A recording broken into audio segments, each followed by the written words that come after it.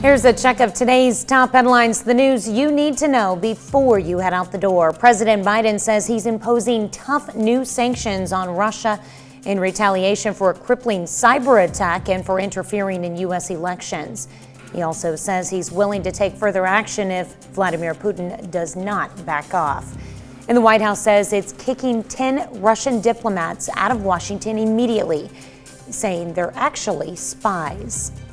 A Joplin man admits to shooting his son's longtime girlfriend during a custody dispute. Ricky Lamb of Joplin yesterday pled guilty to a charge of second-degree murder in the death of Sarah Tominski.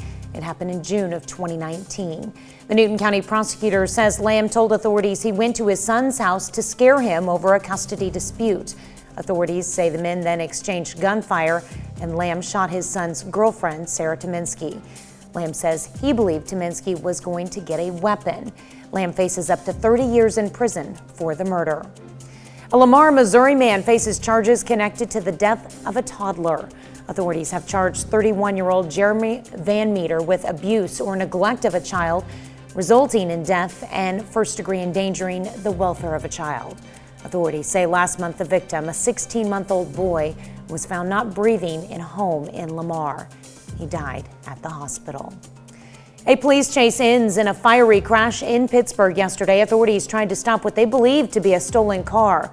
The car did not stop and instead led police on a chase. Police say the driver crashed and that the driver and passenger got out and ran. The car eventually caught fire and the police arrested the suspects. They are 29-year-old John Robertson of Pittsburgh and 22-year-old Caitlin McMurray of Pittsburgh. Robertson was arrested on a warrant out of Frontenac and faces numerous charges connected to the chase. McMurray also had a warrant. Hers was out of Allen County. That's a check of today's top headlines, the news you need to know before you head out the door.